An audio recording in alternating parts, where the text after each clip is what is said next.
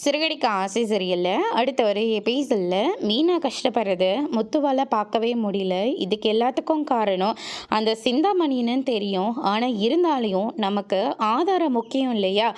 அதனால் நம்ம எப்படியாவது அவனை நம்ம கண்டுபிடிச்சே தீரணும்னு சொல்லிட்டு இருக்கிற எல்லா டிரைவர்ஸ்கிட்டையும் அவனோட ஃபோட்டோவை அனுப்பி விடுறாங்க. கரெக்டாக ஒரு டிரைவர் கிட்ட அந்த ரவுடி வந்து வசமாக மாட்டிக்கிறாரு. சிந்தாமணி ஆல்ரெடி இந்த ஊர்லேயே இருக்கக்கூடாது, அப்படி இருந்தாலையும் என்னுடைய பேரை நீ சொல்லவே கூடாது அப்படின்ற மாதிரி சொல்லியிருந்தாங்க. ஆனால் இருந்தாலையும் அவர் நல்லா நம்ம முத்துக்கிட்டேயே மாட்டிக்கிட்டாரு. யார் சொல்லி இப்படியெல்லாம் பண்ணுற, இப்படியே உண்மையாக சொல்லிட்டேன்னா உன்னை விட்டுருவேன், அப்படி இல்லைன்னா கண்டிப்பாக நான் உன்னை போலீஸில் பிடிச்சி கொடுத்துருவேன் அப்படின்ற மாதிரி சொல்கிறாங்க.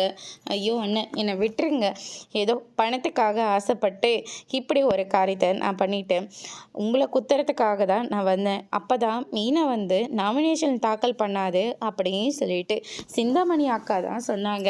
ஆனால் கடைசியில் அவங்க உள்ளே வந்துட்டாங்க. எங்களுக்கு வேறு வழியே தெரியல, அதனால தான் எதிர்பாராத விதமாக நான் உங்களை குத்துற மாதிரி ஆயிடுச்சு, என்னை மன்னிச்சிடுங்க அப்படின்ற மாதிரி சொல்லிக்கிட்டு இருக்காங்க.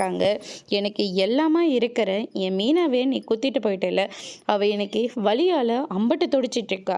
அவள் ஒருத்தருக்கு நல்லது செய்கிறதுக்காக தான் இந்த பதவிக்கே வரணும்னு ஆசைப்பட்டா. ஆனால் கடைசியில் அவளை படுக்கையில் போட்ட இல்லை, உன்னை நான் சும்மாவே விட மாட்டேன்டான்னு சொல்லிட்டு போலீஸ்கிட்டே ஒப்படைச்சிடுறாங்க. அதோடு இன்னைக்கான பிரம முடிச்சிருக்காங்க.